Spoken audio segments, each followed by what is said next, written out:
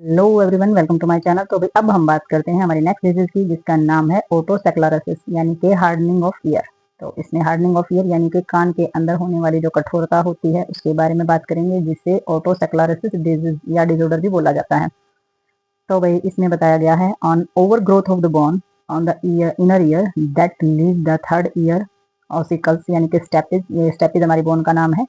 और becoming fixed which the separated and the middle ear and inner ear, so the sound cannot be conduct of the inner ear, so conductive deafness is occurs।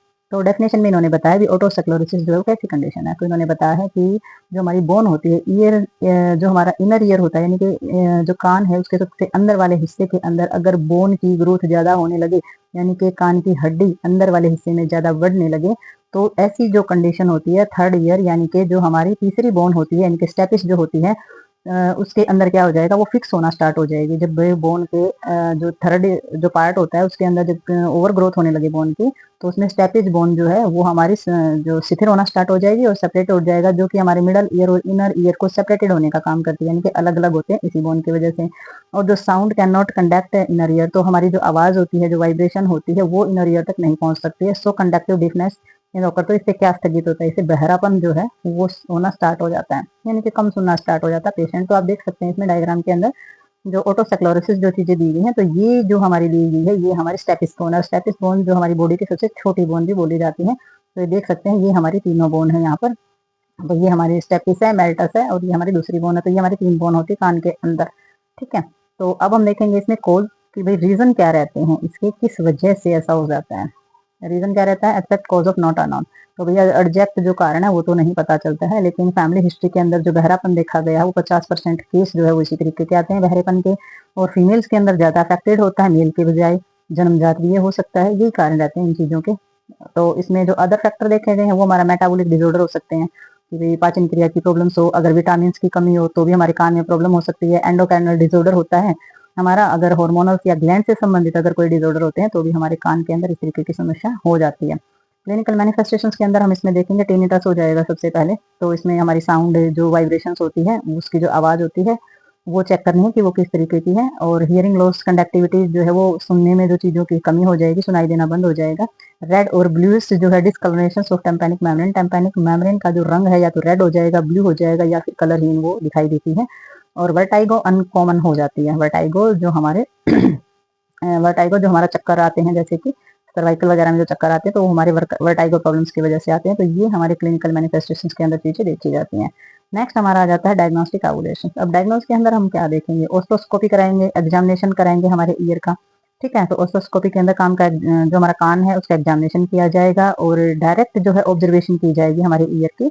और microscopic examination किया जाएगा, यानी कि बारीकी से हमारे कान के अंदर किस तरीके का इन्फेक्शन है, लेयर में किस तरीके का इन्फेक्शन है, वो सारी की सारी चीजें चेक की जाएंगी। और हमारी ऑडियोमेट्री की जाएगी, यानी कि ऑडिटरी कैनाल्स है उसके बारे में जाना जाएगा। रेनिन टेस्ट जो है सारे कान के हिस्से की जो चीजें होती हैं उन सभी का टेस्ट किया जाएगा और हियरिंग लॉस की हिस्ट्री ली जाएगी। ठीक है, तो ये हमारे इन्फेक्शन से रिलेटेड इन्फेक्शन जो होते हैं उन सभी का टेस्ट रेनिन टेस्ट के अंदर किया जाता है। तो आगे देखेंगे इसमें हम। तो भैया हम आते हैं मैनेजमेंट के अंदर। तो मैनेजमेंट में हमारी आ जाती है मेडिकल मैनेजमेंट। तो मेडिकल मैनेजमेंट के अंदर हम देखेंगे इसमें no medical treatment is available. तो इसके लिए मेडिकल ट्रीटमेंट तो अवेलेबल नहीं है, बट एंटीबायोटिक थेरेपी जो है वो हमारी दी जाती है इन्फेक्शन की रिक्वायरमेंट के हिसाब से। ठीक है, तो इसमें सोडियम जो फ्लोराइड होता है उसमें 20 mg दिया जाता है, बीडी यानी कि दोनों टाइम या सुबह शाम फॉर 2 ईयर, 2 साल तक हम जो है इसमें सोडियम और फ्लोराइड जो है वो दिया जा सकता है सुबह शाम, given with calcium and the resist of the rapid of progress of the otosclerosis. तो हमारी जो तेजी से जो हमारा प्रोग्रेस हुई जो ओस्टोसेक्लोरोसिस होता है उसमें हमारा जो कैल्शियम की जो चीजें होती हैं या सोडियम और फ्लोराइड होती है वो दी जा सकती हैं। तो ये कहीं हद तक उसको कंट्रोल करने का काम करेंगी। ठीक है, तो सर्जिकल मैनेजमेंट के अंदर इसमें आ जाती हैं स्टेपडेक्टोटॉमी की जाती है, यानी कि स्टेपिस जो होती है surgical remove of the third ear ossicle stapes. तो इसमें क्या किया जाता है, इसमें ऑपरेशन करके जो हमारा जो इनर ईयर होता है यानी कि थर्ड जो हमारी जो बोन होती है, ऑसिकल्स बोन जो होती है, स्टेपिस जो होती है, उसको रिमूव कर दिया जाता है। और इसमें क्या किया जाता है, सेप्टोडोटोमी जो हमारी होती है, स्टेप्टोडोटोमी के अंदर हमारा performed by the drilling a small hole in the stapes foot plate with the micro drill in the laser and the insertions of the piston like of the prosthesis. तो इसमें पोरोथोसिस जो है जो हमारा प्रोसेस होता है वो इसके अंदर किया जाता है। पोरोस्थेसिस जो हमारा प्रोसेस होता है उसके अंदर क्या होता है, उसमें एक ड्रिल मशीन के द्वारा छोटा सा होल किया जाता है हमारा स्टेपिसिस के अंदर, और वहां पर जो फुट प्लेट होती है यानी कि छोटी सी ड्रिल के द्वारा, और वहां पर एक पिस्टन नाम का जो छोटी सी डिवाइस जो होती है वो डाली जाती है, जैसे कि आर्टिफिशियल डिवाइस डाल देते हैं काम करने के लिए, तो वो वहां पर डाली जाती है। तो ये जो प्रोसेस होता है इसको हम पैरोसेटिसिस बोला जाता है। तो पैरोसेटिसिस होता है, उसमें जो पिस्टन वगैरह है वो डाली जाती है ड्रिल से होल करके। ठीक है, तो ये हमारी 2 टाइप की सर्जरी जो है वो इसके अंदर रहती है। नेक्स्ट इसमें आ जाती है हमारी नर्सिंग मैनेजमेंट। तो वही नर्स जो है वो क्या क्या हिदायत बरतेगी, वो किस किस चीज की सुविधा देगी। तो इसमें observe for sign and symptoms of drains and bleeding after surgery assess vertigo. तो इसमें सारी की सारी ऑब्जर्वेशन करेगी, सारे के सारे साइन और सिम्टम्स देखेगी हमारे ड्रेन्स के भी, किस तरीके की ब्लीडिंग हो रही है, किस तरीके का पस या किस तरीके का फ्लूइड निकल रहा है, और सारी सर्जरी को एसेस करेगी। और वर्टाइगो वगैरह इनके स्टेज से रिलेटेड चक्कर वगैरह जो आ रहे हैं वो सारी की सारी चीजों को चेक करेगी और उन चीजों के प्रति अपना ट्रीटमेंट करेगी। प्रोवाइड कराएगी quiet and safe environment, rest और सेडेटिव्स भी दिलवाएगी कि अगर ज्यादा बेचैनी है, दर्द है, वो सारे के सारे दिलवाने हैं। आरामदायक स्थिति उपलब्ध कराएगी, अच्छा इन्वायरमेंट देगी, और शांति वाला जो एरिया होता है वो प्रोवाइड कराएगी इसके लिए। और एडमिनिस्ट्रेट कराएगी एंटीबायोटिक हमारे जितने भी होते हैं वो, और दर्द निवारक जो होते हैं जो डॉक्टर के द्वारा प्रिस्क्राइब किए गए हैं वो सारे के सारे।